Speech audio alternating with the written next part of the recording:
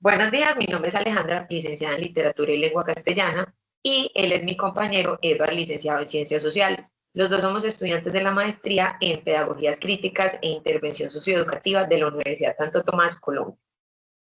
Para iniciar esta charla queremos partir del concepto o la concepción de pensamiento crítico, el cual se asocia a un conjunto de juicios emitidos desde fundamentos y evidencias y por lo tanto principios éticos y epistemológicos que emanan desde la construcción colectiva del conocimiento y a su vez del reconocimiento sensible del contexto. Esto no es más que la relación entre las propuestas teóricas y cómo éstas influyen en los contextos. Lo que plantea sobre el pensamiento crítico se refleja en los postulados de la Escuela de Frankfurt. Recordemos que surge después de la Segunda Guerra Mundial y se centra en la razón moral de Occidente, en la transformación que es necesaria para esta posguerra, para evitar que una nueva barbarie ocurra. Esto se refleja en la preocupación de algunos teóricos como Adorno, Marcuse, Horkheimer, por llevar el conocimiento a una aplicación social.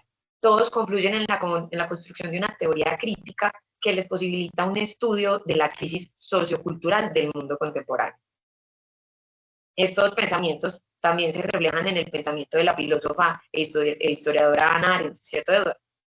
Sí, Alejandra, en el caso de Arendt, en el libro de Entre el pasado y el presente, y especialmente en el capítulo de la crisis de la cultura, su significado político y social, podemos evidenciar cómo plantea una de las problemáticas asociadas al pensamiento crítico, la cual parte del análisis de la naturaleza de la cultura y cómo su degradación está ligada a la esfera pública y política.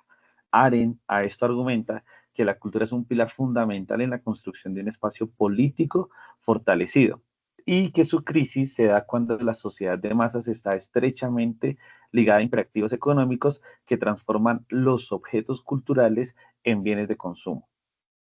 Esa crisis cultural también es planteada por el filósofo e historiador francés Michel Foucault. Él nació en Francia en 1926 y murió en 1984 de SIDA. Se distinguió por pensar y analizar las relaciones de poder en la sociedad, las cuales permean el conocimiento y la subjetividad de cada individuo a través de discursos que tienen las instituciones y las prácticas sociales. Cabe resaltar que el filósofo también se interesó por temas como la locura, la salud mental y la sexualidad, pues el poder también recae allí. También por su lado, Arendt nos propone en su texto la importancia de identificar la diferencia entre cultura y entretenimiento.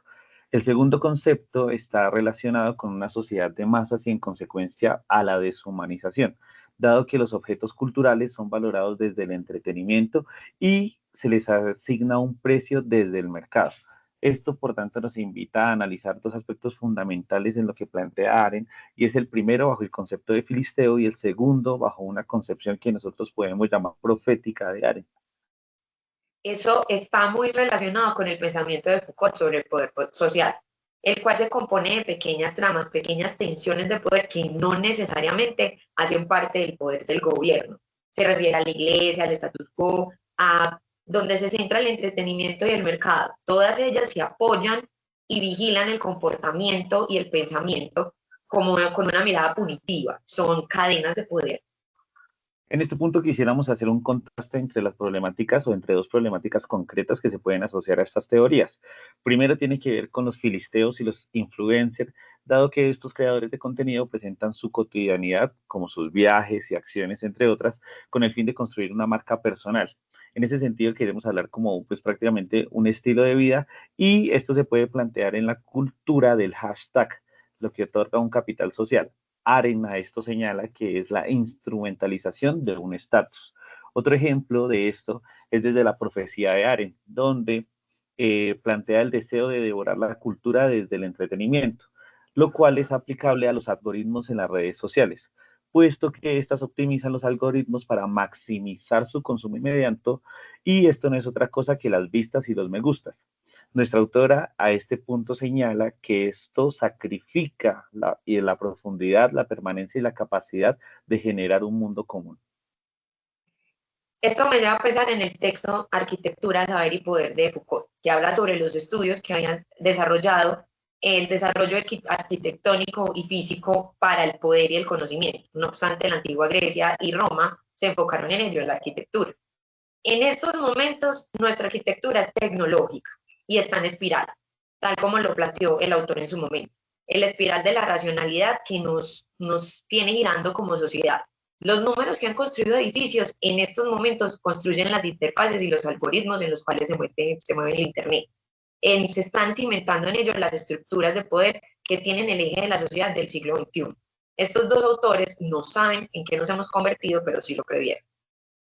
Una de las reflexiones con las que nos podemos quedar hoy es que es necesario establecer desde la economía, la política, la cultura y la educación, como lo señalan los autores que los que acabamos de mencionar, cómo emitir juicios teniendo en cuenta una intencionalidad y el contexto para garantizar acciones políticas transformantes y no recaer en una crisis que ha gozado de identificación y de análisis. Muchísimas gracias, Eduardo, por la conversación de hoy. Vale, muchas gracias a ti.